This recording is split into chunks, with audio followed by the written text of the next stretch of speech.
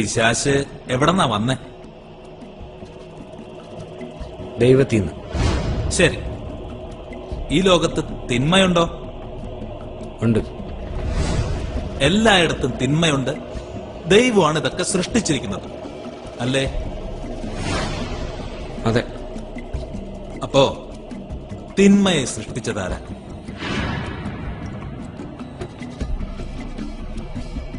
ഈ ലോകത്ത് അസുഖങ്ങൾ, വിദ്വേഷം, അസൂയ ഇതെല്ലാം ഉണ്ട്, ഇല്ലേ? അതിനെയൊക്കെ ആരാ സൃഷ്ടിച്ചേ? ശാസ്ത്രം പറയുന്നു നിങ്ങൾക്ക് 5 ഇന്ദ്രിയങ്ങൾ ഉണ്ടെന്ന്. അതുള്ളത് കൊണ്ടാണല്ലോ നിങ്ങൾക്ക് കാണാനും കേൾക്കാനും ഒക്കെ കഴിയുന്നത്. എന്നാ പറ, താൻ എപ്പോഴെങ്കിലും ദൈവത്തെ കണ്ടിട്ടുണ്ടോ? എപ്പോഴെങ്കിലും ദൈവത്തെ കേട്ടിട്ടുണ്ടോ? ഇല്ല. എപ്പോഴെങ്കിലും തൊട്ടിട്ടുണ്ടോ? മണത്തിട്ടുണ്ടോ? അനുഭവിച്ചിട്ടുണ്ടോ? ഇല്ല സാർ.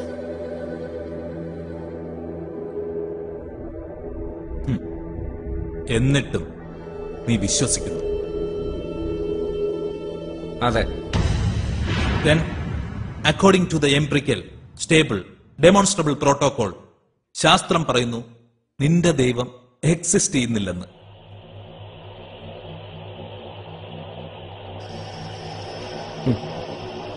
ആരെന്നാ പറഞ്ഞാലും എനിക്ക് എന്റെ വിശ്വാസം മാത്രമായി സാർ.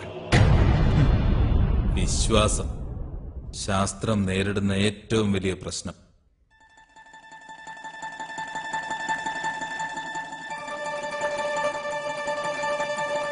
സാർ, യെസ്, ഞാൻ ഒരു കാര്യം ചോദിച്ചോട്ടെ. ഈ ചൂടെന്ന് പറയുന്ന അവസ്ഥ ശരിക്കും ഉണ്ടോ?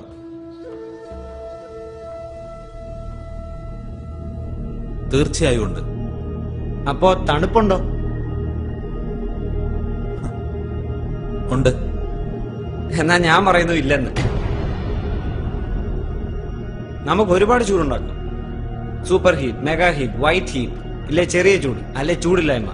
താപനിലയ്ക്ക് 458 ഡിഗ്രി താഴെ വരെ നമുക്ക് പോകാം. പക്ഷേ അതിന് തണുപ്പെന്നല്ല പറയുന്നത്. തണുപ്പെന്ന വാക്ക് ചൂടില്ലായ്മയെ കാണിക്കാൻ വേണ്ടി മാത്രം ഉപയോഗിക്കുന്നതാണ്. തണുപ്പ് ചൂടിനെതിരല്ല, അത് ചൂടില്ലായ്മയാണ്. ശരി, അന്ധകാരം എന്നൊരവസ്ഥയുണ്ടോ? ഉണ്ട്. സാറിന് വീണ്ടും തെറ്റുപറ്റിയിരിക്കുന്നു. അന്ധകാരം എന്തിന്റെയോ ഇല്ലായ്മയാണ് സൂചിപ്പിക്കുന്നത്. പ്രകാശം പലതരത്തിലുണ്ട്. ചെറിയ പ്രകാശം, മങ്ങിയ പ്രകാശം, സാധാരണ പ്രകാശം, കടുത്ത പ്രകാശം, മിന്നിമറയുന്ന പ്രകാശം, അങ്ങനെ പല തരത്തിൽ. പക്ഷെ സ്ഥിരമായ പ്രകാശമില്ലെങ്കിൽ അതൊന്നുമില്ലായ്മയാണ്. അതിനെയാണ് അന്ധകാരം എന്ന് പറയുന്നത്. അപ്പൊ ശരിക്കും പറഞ്ഞാൽ അന്ധകാരം എന്നൊന്നില്ല. ഉണ്ടായിരുന്നെങ്കിൽ പ്രകാശത്തെ കൂടുതൽ പ്രകാശിപ്പിക്കുന്ന പോലെ അന്ധകാരത്തെ കൂടുതൽ ഇരുട്ടിപ്പിക്കാമായിരുന്നു. പക്ഷേ അത് സാധ്യമല്ല. So what is your point? നീ എന്താ പറഞ്ഞു വരുന്നത്? ഞാൻ പറയാൻ ഉദ്ദേശിച്ച ഒരു ചെറിയ കാര്യമുള്ളൂ സാറേ. സാർ ഇത്രയും നേരം പറഞ്ഞത് മൊത്തം മണ്ടത്തരാണ്. സൈലൻസ്. ശരിയാ, മണ്ടത്തരവാ. തെളിയിക്കാവോ? ദൈവത്തെ അളക്കാൻ കഴിയുന്ന എന്തോ ഒന്നായിട്ടാണ് സാറ് കാണുന്നത്. പക്ഷെ അത് അനന്തമാണ്. നമ്മളെ കൊണ്ടൊന്നും അളക്കാൻ സാധിക്കില്ല. ശാസ്ത്രത്തിന് ഒരു ചിന്തയും വിശദീകരിക്കാനും ആവില്ല.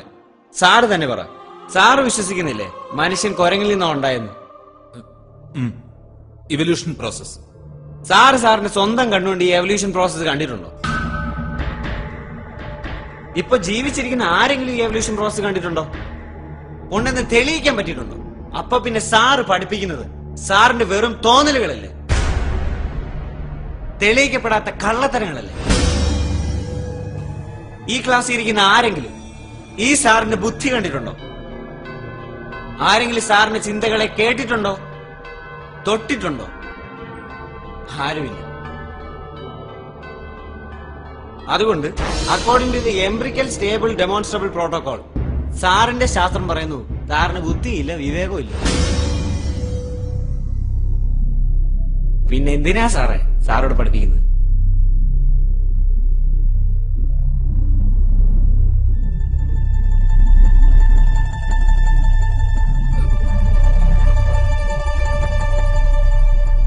അതൊക്കെ നമ്മളൊരു വിശ്വാസത്തിന്റെ പുറത്ത് കാണണ്ടേ? അതാണ് സാറ് വിശ്വാസം. അത്രയുമേ ഞാനും പറഞ്ഞു. സാറിന് തലച്ചോറുണ്ടെന്ന് വിശ്വസിക്കുന്നതുകൊണ്ടാണ് ഞങ്ങൾ ഇത്രയും പേര് ഇവിടെ ഇരിക്കുന്നത്. അതുപോലെ തന്നെ ദൈവവും ദൈവവിശ്വാസവും.